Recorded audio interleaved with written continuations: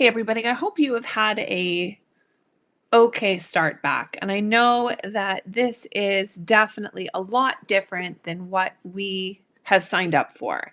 And I wanted to talk about some tips to help break through some of the overwhelm and stress that comes with being a digital teacher and to help reframe our focus for what it is that we need to do to tackle this challenge of being a remote teacher. And it's going to be a bit simpler than you might think it possibly could be. So, thank you so much for joining me. My name is Patty. I'm a junior teacher here in Ontario, Canada, and every Monday night we release a new video that is all about making sure that we can empower teachers to have easy and excellent teaching lessons in their classroom.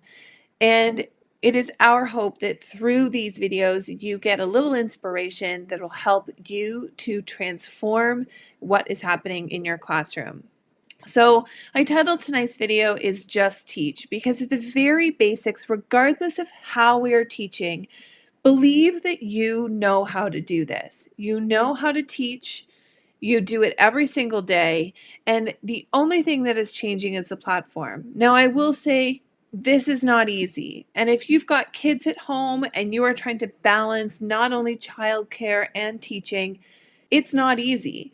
And I'm not here to say that it is going to be easy, but there are things that we can do to take some of the overwhelming pressure that is on us right now that can help to reframe how we're thinking about this period in our teaching career.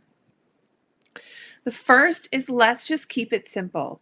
At the very basics, you need to show up for your students. That's really all you need to do. You need to turn your camera on and teach. We know how to do this. We don't need any fancy tech. We don't need any fancy slides or special classrooms or interactive activities. The most important thing that you have to bring to the remote teaching classroom is you. And if you are at the point where the only thing that you can manage to do is to show up, turn your camera on, talk to your students, and teach, then at the very basic, that's okay. And this is the number one thing that you need to remember to do is that we need to keep it simple, turn our camera on, and talk with our students, engage with our students, interact with them, show them that we are here for them. There are lots of things that we can do in our classrooms that we can transmit into remote teaching. And these are the things that we need to do. So we need to ask ourselves, how would I do this if I weren't teaching remotely and I was teaching in the classroom? So imagine that you were planning the exact same lesson. How would you do it in your classroom? If you were doing a read aloud, chances are you would have a book and you would read it to your students. Well, that can translate straight into the classroom. If you are relying heavily on workbooks or photocopied pieces of paper, this is where it makes it a bit more difficult because we do need to translate those into activities that students can do. But I bet for a week or two, if that's what we're facing, we can probably drop the workbook activities and come up with some more interactive activities. Remember that remote teaching no longer is restricting us on how students can collaborate with one another. So let's take advantage of the opportunity that remote is giving us because we don't need to maintain physical distancing so students can collaborate with one another in remote.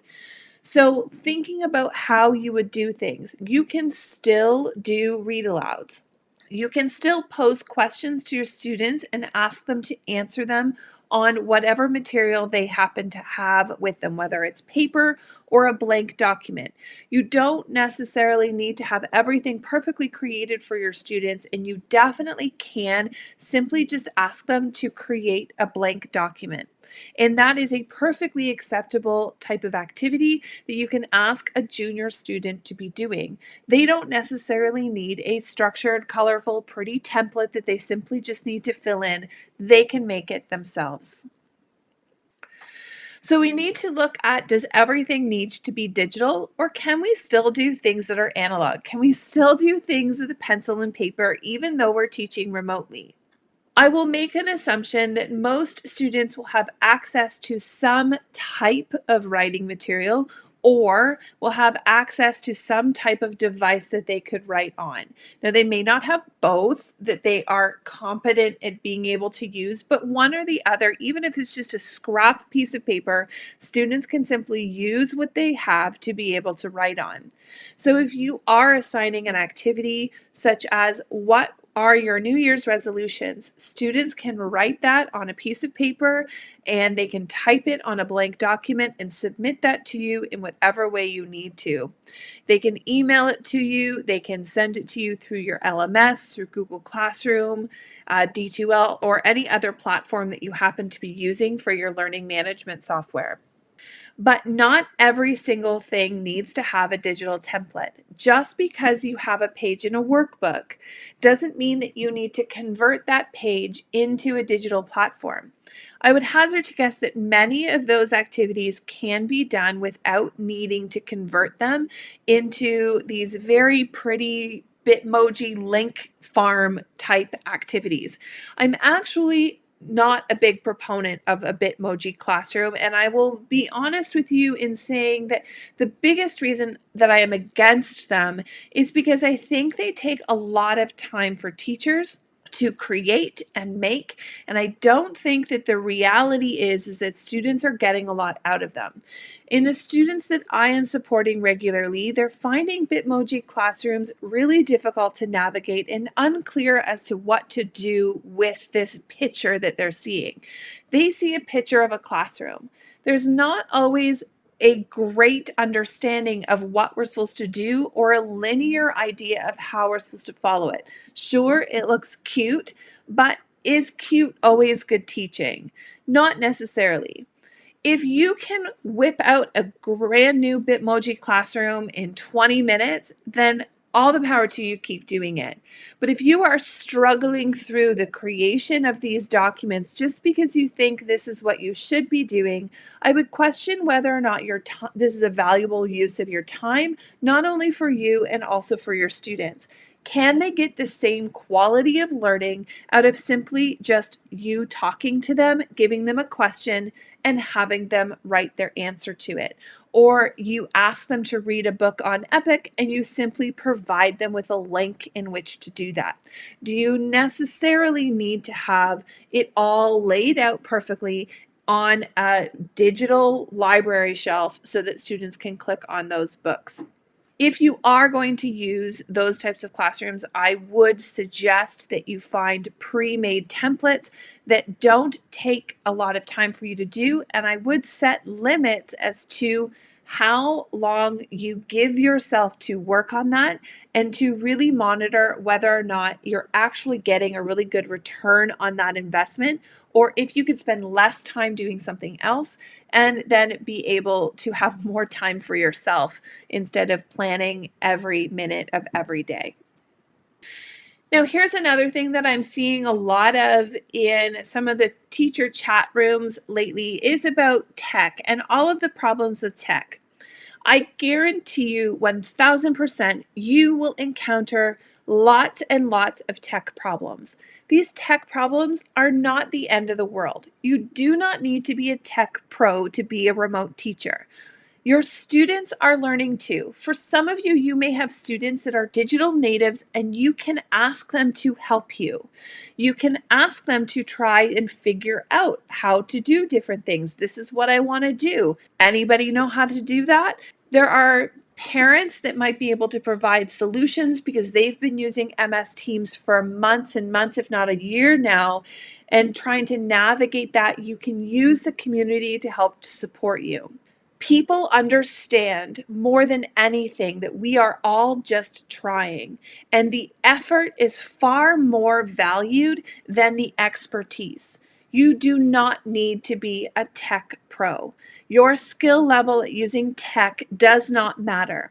Your effort and your willingness to show up for your kids, to be there, to be present, and to engage with them is 100 times more important than your familiarity with the different tech tools. So use this, change your mindset that you don't necessarily have to be a pro at everything. It is absolutely okay to go into that live learning session and figure it out as you go along. It is perfectly fine and not a problem, because it is better to show up and to try than to not show up at all. We are talking mostly about junior students. Most of my teaching and talking here on the Madly Learning page is all about junior students. So we're talking about students in the junior grades. They can do way more than you think they can. So one of the things we need to remember is we need to give students the opportunity to figure things out. That means students can start with a blank document. If you would use a notebook in your classroom, they can use a blank document as a digital tool. If you don't have text boxes in every place you want them to answer a question, that's okay too. Students can make their own text boxes, and they can even make their own templates. You do not need to have a template for every single learning activity. In the same way, you don't need to have a worksheet for every single learning activity. Digital templates are just like having a photocopied paper and worksheet for everything. Something we don't want to over rely on as teachers in a classroom is something we also don't want to over rely on in our digital classroom. Number one, it's going to take an immense amount of time for you to put brand new learning activities all together, and they're not necessary. A lot of this you can simply cover through interactive, differentiated type of teaching activities that you can do in the digital classroom. The other thing I want to mention is parents. Now, we do know that most likely there's going to be an adult in the building, but as teachers, we need to remember they're not our audience. Our audience is our students. We should be writing to our students. We should be talking to our students. We should not be addressing parents, and we should remember that all instructions that we're putting on our LMS, all activities that we are doing, all of the learning that is happening should be isolated without parent support. We need to make sure that the activities that we are planning are going to be for our students to do independently. Does that mean that parents aren't going to help out here and there? Of course not. Parents will help to teach their kids how to hand something in. They'll work together to log them in. They'll essentially be an emergency tech support or emergency support. But what we have to remember is that parents cannot be expected to sit beside our students one-on-one and work with them and teach them the different content. The burden of instruction is on us as the teacher, and it is a heavy and big burden that we bear, but it is something that we have trained to do, and we know how to best teach our students. We need to wrap our heads around what it is to be remote teachers, take a breath, and remember that we can do this even though it's different and even though it's hard. My last tip is to remember that no is a complete sentence. You need to set limits to your time, to your mental health, and for yourself. Set limits on how much you are going to prep and plan. If it doesn't get done and if it's not perfect, is it the end of the world? Is there an easier way to do this? Is there a shortcut?